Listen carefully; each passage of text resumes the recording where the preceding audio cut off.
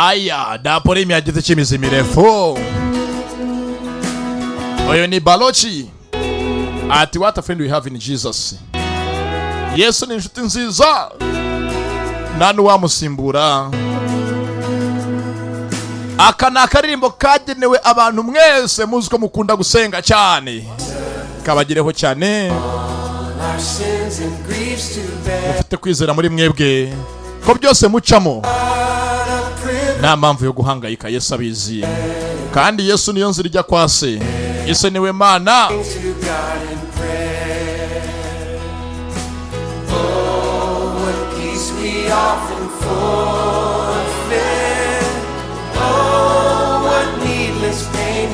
Byagiye byagucanze byose byagushobeye.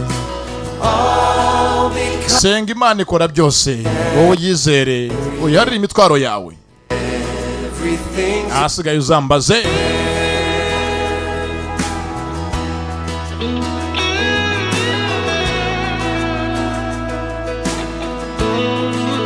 Hallelujah.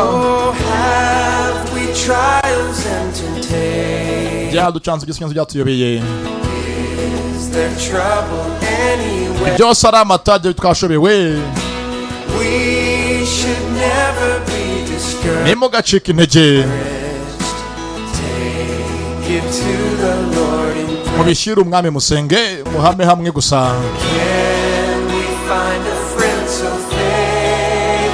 Ese hari inshuti mwizeye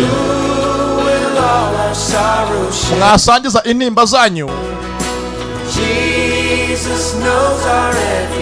Ati byose Yesu arabizi, azi intege nke zanyu. Mubishyire ise abikora umwami.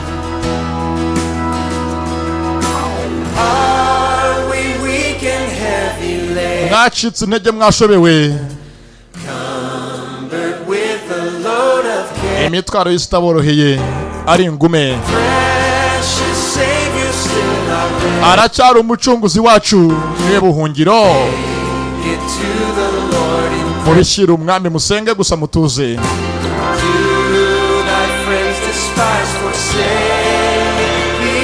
Kano karirimbo ngata pastor mwese cyane abazi ko bari mu nzira nzima batajegajega.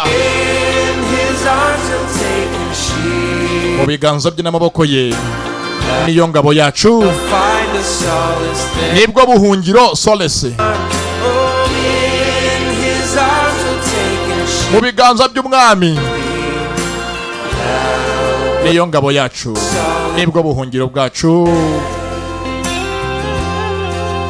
Nta wundi wabidukiza uretse umwami Yesu. Cyane katwuzana se aduhuza n'umubyeyi. What a friend we have in Jesus. Ati what a friend we have in Jesus. Sing it out, Jesus. Yesu ni inshuti nziza. Ati Yesu. What a friend we have in Jesus. Ni inshuti dasanzwe. Inshuti dahigwa, idahinduka. Oh Jesus. What a friend we have in Jesus. Oh Jesus, oh what a friend we have in Jesus. Oh what a friend we have in Jesus. Oh Jesus. Mwami Yesu abahe umugisha mwese abareba iyi filime. What a friend we have in Jesus. Muri ibintu byose kandi neza.